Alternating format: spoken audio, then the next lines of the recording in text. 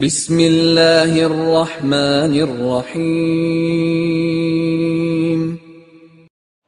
السلام علیکم ورحمۃ اللہ وبرکاتہ۔ الحمد للہ وکفی وسلام علی عبادہ الذین اصطفی، اما بعد۔ حاضرین و ناظرین، یہ درس حدیث نمبر 51 ہے، 51، اور آج کے درس کا عنوان ہے جنت سے قریب اور دوزخ سے دور کرنے والی چیزیں۔ روایت سماعت فرمائیے، ترجمے کے بعد تشریح کریں گے۔ بسم اللہ الرحمن الرحیم۔ حدثنا عمرو بن عثمان حدثنا موسى بن طلح قال حدثني ابو ايوب ان اعرابيا عرض لرسول الله صلى الله عليه وسلم وهو في سفر فاخذ بخطام ناقته او بزمامها ثم قال يا رسول الله او يا محمد اخبرني بما يقربني من الجنة وما يبعدني من النار.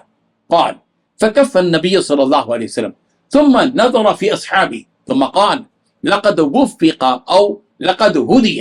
قال كيف قلت؟ قال فأعاد. فقال النبي صلى الله عليه وسلم تعبد الله لا تشرك به شيئا وتقيم الصلاة وتؤتي الزكاة وتصل الرحم دع الناقة. رواه مسلم۔ عمر بن عثمان نے کہا ہمیں حضرت موسیٰ بن طلحہ رضی اللہ عنہ نے یہ حدیث سنائی۔ انہوں نے کہا مجھے حضرت ابو ایوب رضی اللہ عنہ نے حدیث سنائی کہ رسول رحمت صلی اللہ علیہ وسلم ایک سفر میں تھے، جب ایک دیہاتی آپ کے سامنے آ کھڑا ہوا، اس نے آپ علیہ الصلوۃ والتسلیم کی اونٹنی کی مہار یا نکیل پکڑ لی، پھر کہا اے اللہ کے رسول، یا یوں کہا اے محمد مجھے وہ بات بتائیے جو مجھے جنت کے قریب اور آگ سے دور کر دے۔ حضرت ابو ایوب رضی اللہ عنہ نے کہا کہ رسول اللہ صلی اللہ علیہ وسلم رک گئے، پھر اپنے ساتھیوں پر نظر دوڑائی اور ارشاد فرمایا اس کو توفیق ملی یا ہدایت ملی۔ پھر بدوی نے پوچھا تم نے کیا بات کی؟ اس نے اپنی بات دہرائی تو نبی رحمت صلی اللہ علیہ وسلم نے ارشاد فرمایا تم اللہ تعالیٰ کی بندگی کرو، اس کے ساتھ کسی کو شریک نہ ٹھہراؤ، تم نماز قائم کرو، زکوٰۃ ادا کرو، صلہ رحمی کرو، اب اونٹنی کو چھوڑ دو۔ اس حدیث میں 10 باتیں بتائی گئی ہیں۔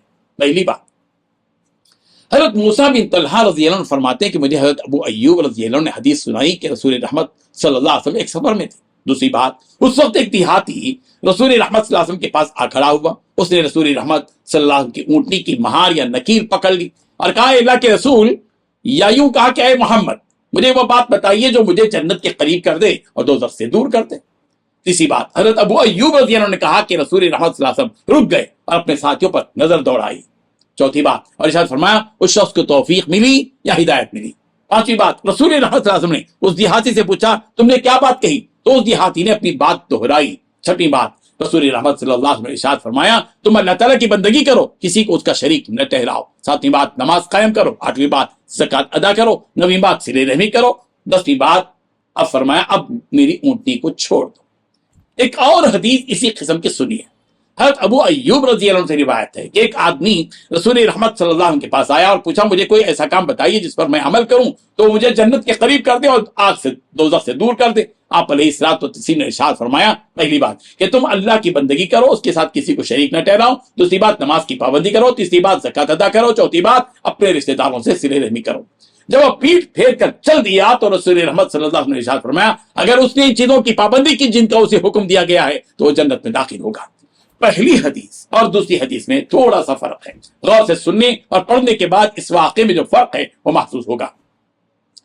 دوسری روایتیں مہار یا نکیل کے پکڑنے کا ذکر نہیں ہے اور رسول رحمت صاحب کے رک جانے اور ساتھیوں پر نظر دوڑانے کا بھی ذکر نہیں ہے، اور دوسری روایت میں اس بات کا اضافہ ہے کہ آپ علیہ الصلوۃ والتسلیم فرمایا کہ اگر اس نے ان چیزوں کی پابندی کی جس کا اسے حکم دیا گیا ہے تو جنت میں داخل ہوگا۔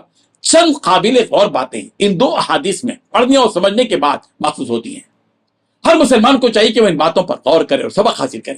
وہ صحابہ کرام رضی اللہ عنہم اجمعین جو گنوار تھے، دیہاتی تھے، وہ کس قدر طلب اور طلب کے ساتھ رسول رحمت صلی اللہ علیہ وسلم سے ملاقات کرتے تھے اور کس قدر ان میں سادگی اور اپنائیت تھی کہ آئے اور رسول رحمت صلی اللہ علیہ وسلم کی اونٹنی کی مہار یا نکیل پکڑ لی اور اپنے سوالات سے اپنا حال دل بتلا دیا کہ وہ کس قدر ایمانی کیفیت میں ڈوب کر زندگی بسر کرتے تھے، ان کے دلوں میں جنت کا شوق کس قدر تھا اور دوزخ کا خوف کس قدر تھا کہ پوچھ رہے ہیں کہ مجھے یہ بتلائیے کہ وہ کون سا عمل ہے کہ جس سے میں جنت سے قریب ہو جاؤں اور دوزخ سے دور ہو جاؤں۔ سوال یہ ہے کہ آج دنیا میں ایسے کتنے لوگ ہیں جن کے ذہنوں میں اس طرح کے سوالات پیدا ہوتے ہیں اور کس قدر سادگی اور تحمل تھا رسول رحمت صلی اللہ علیہ وسلم کی حیات مبارکہ میں کہ جب اس شخص کے سوال کا جواب دے دیا تو سادگی کے ساتھ چھوڑ دیا کہ اب میری اونٹنی کو چھوڑ دو۔ اللہم صلی علی سیدنا محمد وبارک وسلم۔ اللہ تبارک و تعالیٰ ان احالات کو، صحابہ کرام کی ان کیفیات کو، ان کے ان جذبے کو اور پیغمبر کے تحمل کو اور آپ کے اخلاق کو سمجھنے کی ہم سب کو توفیق عطا فرمائے، آمین۔ وآخر دعوانا ان الحمد للہ رب العالمین۔